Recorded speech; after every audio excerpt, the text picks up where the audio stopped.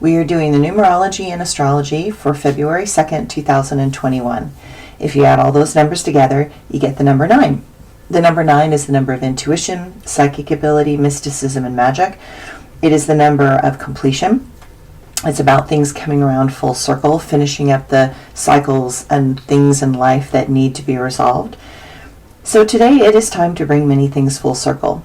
The cycles of life and death swirl endlessly, and it is us that work to find meaning in a spiral of constant endings and beginnings. Our mind seeks to make sense out of things that happen in unexpected ways, and while in the larger picture of things, all events lead to learned wisdom, there are moments when we just have to allow not knowing or understanding to hang in the air and wait for the clarity to come.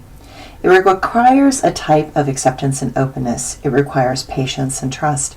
It requires us to often gain certain critical pieces of awareness before we can finally grasp a meaning that does not exist in linear time, but exists between the pages of time, existence, and space. The astrology today. The moon wants to bring more balance and understanding into the mix.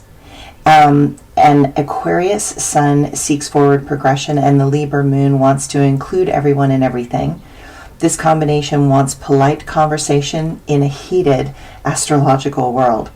Sometimes words can become fireballs of reactive protectionism, and sometimes we have to ask forgiveness for allowing those words to escape our minds. Remember that your concerns, while real, may not be the highest priority for others. Consider the doors of cooperation rather than exclusiveness. Each person has their path to walk and follow. You cannot stop others from their karmic choices and consequences. Allow perspectives to be weighed in the dance of life. There are many possibilities that you have not yet considered. Saturn and Vesta are stressing each other out, and while we are feeling unappreciated and overworked, we have obligations and commitments that cannot be stopped. Stay fully present and do your best to keep your heart open while things energetically accelerate. My quote for today. Peace requires a type of acceptance and openness. It requires patience and trust. It requires us to often gain certain critical pieces of awareness before we can fully grasp a meaning that does not exist in linear time, but that exists between the pages of time, existence, and space. And my blog for today. I am writing this in the morning of February 1st, and I am again on my way to Sacramento to the airport to connect with my uncle's partner's daughter, Cynthia. She and I are co-executors of the estate, and she is fantastic and so kind. I am grateful beyond belief that I get to connect and work with her in this massively colossal endeavor.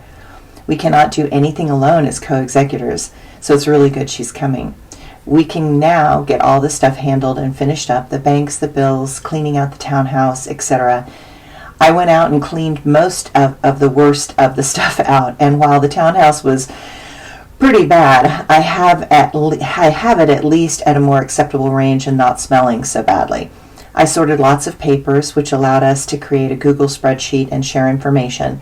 There are so many things to do that I am not sure where we are going to start. Still, I will let Cynthia make the choices, and one thing at a time. We are just going to chip away at all of it and be as impeccable as possible and sort out any remainder of 2 amazing lives that were deeply and intimately connected for almost 40 years. She warned me that she was going to cry. My uncle's partner was her dad, and that is always a big deal. I remember losing my dad. It is a huge event. And in the middle of COVID, no one could see him or be with him while he was dying. While he did not die from COVID, this disease has impacted so many with family in a dying process. Perhaps this trip will help to bring completion and peace. Thanks, everyone.